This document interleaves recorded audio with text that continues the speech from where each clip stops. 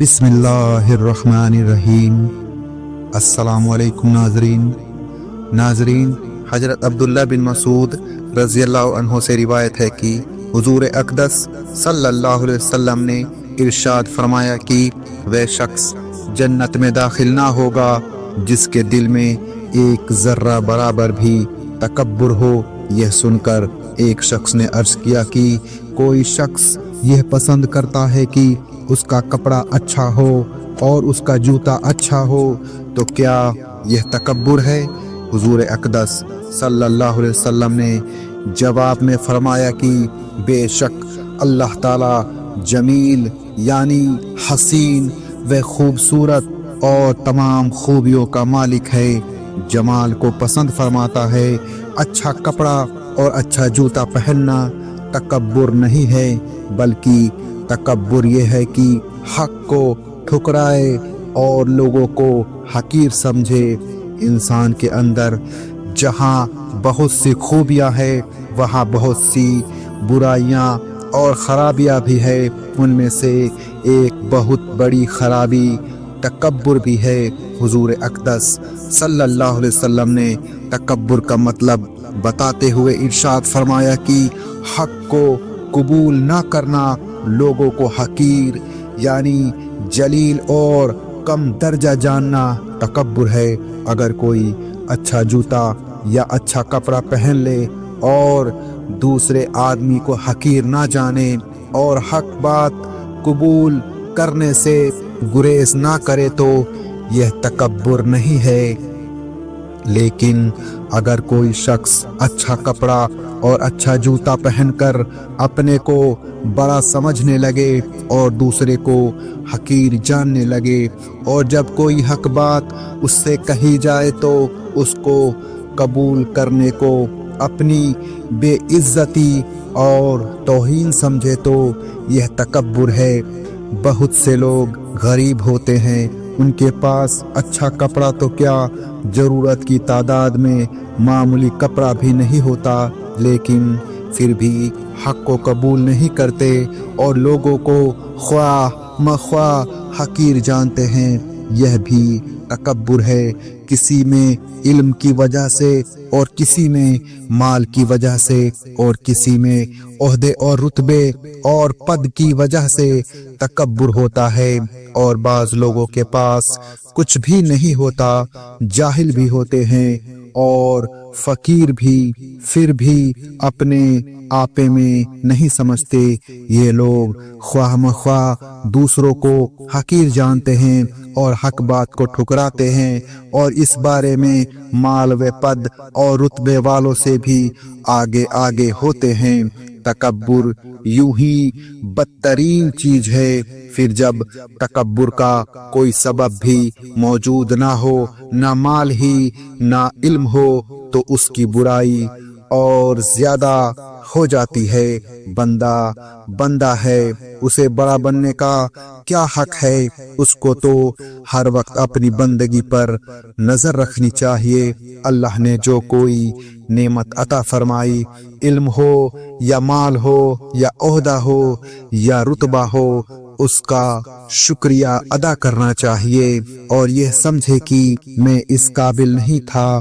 اللہ تعالیٰ کا فضل و انعام ہے کہ اس نے مجھے یہ نعمت عطا فرمائی ہے۔ اللہ کی بڑائی اور کبریائی پر اور اپنی بے بسی اور کمزوری و عاجزی پر جس قدر نظر ہوگی اسی قدر تکبر سے نفرت ہوگی اور دل میں تواضع بیٹھتی چلی جائے گی۔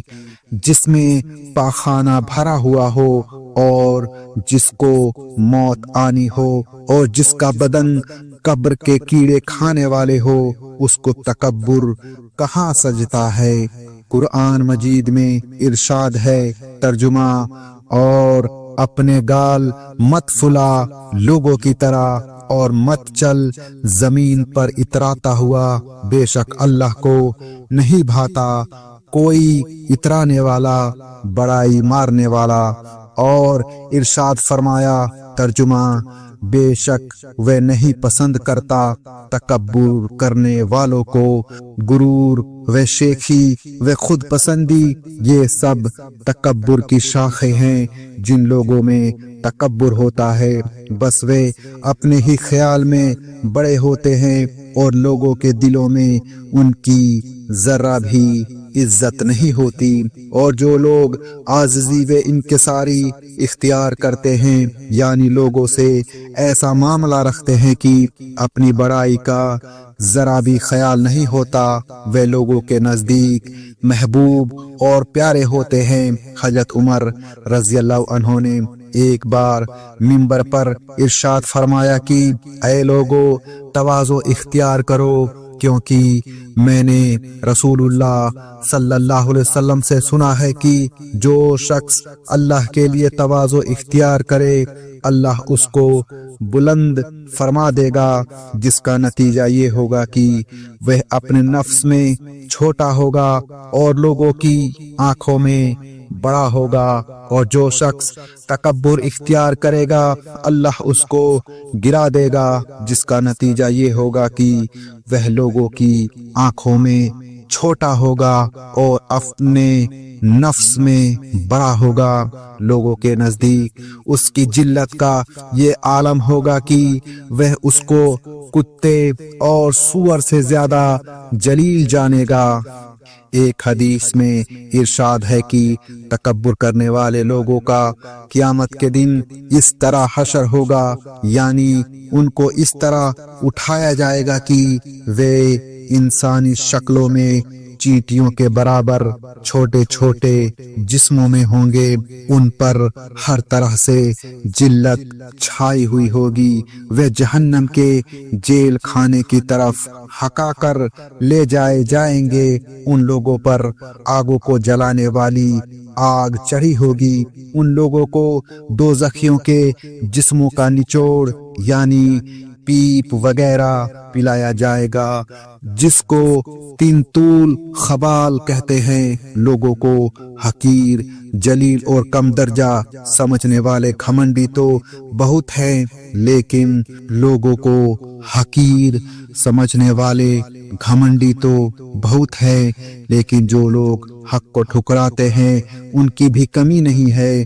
بعض مرتبہ کسی بے نمازی سے کہا جاتا ہے کہ نماز پڑھو تو کہتا ہے کہ کون بیٹھک اٹھک کرے، اور تم جنت میں چلے جانا اور ہم دوزخ میں چلے جائیں گے، اور جب کبھی کسی سے بے روزے دار سے کہا جاتا ہے کہ روزہ رکھو تو جواب دیتا ہے کہ روزہ وہ رکھے جس کے گھر میں اناس نہ ہو، اور جب کہا جاتا ہے کہ شادی میں سنت طریقہ اختیار کرو تو کہتے ہیں کہ ہم غریب تھوڑا ہی ہیں جو سنت پر چلے۔ یہ سب باتیں حق کو ٹھکرانے کی ہے اور ککریاں باتیں ہیں، ان سے ایمان جاتا رہتا ہے۔ بہنوں اور بھائیوں، تم تواضع اختیار کرو اور تکبر سے بچو، اپنے بچوں کو بھی اسی راہ پر ڈالو، کسی کو حقیر نہ جانو، اور دین کی ہر بات سچے دل سے قبول کرو، حق کو ٹھکرا کر اپنی دنیا و آخرت خراب نہ کرو۔ ناظرین، آخر غصے کا علاج کیا ہے؟ آئیے جانتے ہیں۔ حدیثوں میں غصے کے کئی علاج بھی آئے ہیں، جن میں سے ایک یہ ہے کہ غصہ آئے تو اعوذ باللہ من الشیطان الرجیم کہیں، دوسرا علاج یہ ہے کہ زبان بند کر لے اور بالکل گونگا ہو جائے، تیسرا یہ کہ زمین سے چپک جائیں۔ ایک روایت میں ہے کہ رسول اللہ صلی اللہ علیہ وسلم نے فرمایا کہ بے شک غصہ شیطان کی طرف سے ہے، اور اس میں بھی شک نہیں کہ شیطان آگ سے پیدا کیا گیا ہے اور آگ کو پانی ہی بجھاتا ہے، لہٰذا جب تم میں سے کسی کو غصہ آ جائے تو وضو کر لے۔ حضرت ابو ذر رضی اللہ عنہ فرماتے ہیں کہ رسول اللہ صلی اللہ علیہ وسلم نے فرمایا کہ جب تم میں سے کسی کو غصہ آئے اور وہ اس وقت کھڑا ہو تو چاہیے کہ بیٹھ جائے، اگر بیٹھنے سے غصہ چلا جائے تو خیر، ورنہ لیٹ جائے۔ مشکات شریف میں بہقی سے ایک روایت نقل کی ہے کہ رسول اللہ صلی اللہ علیہ وسلم نے فرمایا کہ بے شک غصہ ایمان کو اس طرح بگاڑتا ہے جیسے ایلوا ایک کڑوی چیز شہد کو بگاڑ دیتی ہے۔ طبی طور پر انسان میں غصہ رکھا گیا ہے اور غصے کا روکنا اگرچہ مشکل ہے لیکن انسان اس پر قابو پا سکتا ہے۔ ایک حدیث میں یہ ہے کہ وہ طاقتور اور پہلوان نہیں ہے جو اپنے سامنے والے پہلوان کو پچھاڑ دے، طاقتور اور پہلوان وہ ہے جو غصے کے وقت اپنے کو قابو میں رکھے۔ بہقی کی ایک روایت میں ہے کہ رسول اللہ صلی اللہ علیہ وسلم نے فرمایا کہ جو شخص اپنے غصے کو روک لیتا ہے خدا تعالی قیامت کے دن اس سے اپنے عذاب کو روک لے گا۔ اور حضرت عبداللہ بن عمر رضی اللہ عنہ روایت فرماتے ہیں کہ رسول اللہ صلی اللہ علیہ وسلم نے فرمایا، اللہ کی رضا کے لیے غصے کا گھونٹ پی جانے سے بڑھ کر اللہ تعالیٰ کے نزدیک کسی گھونٹ کا پینا افضل نہیں ہے۔ اللہ تعالیٰ عمل کی توفیق عطا فرمائے، آمین۔ اس ویڈیو کو صدقہ جاریہ سمجھ کر اپنے دوستوں کو شیئر کریں اور ویڈیو کو لائک اور ایک پیارا سا کمنٹ ضرور کریں۔ ہم ملتے ہیں آپ کو اگلی ویڈیو میں، تب تک کے لیے السلام علیکم۔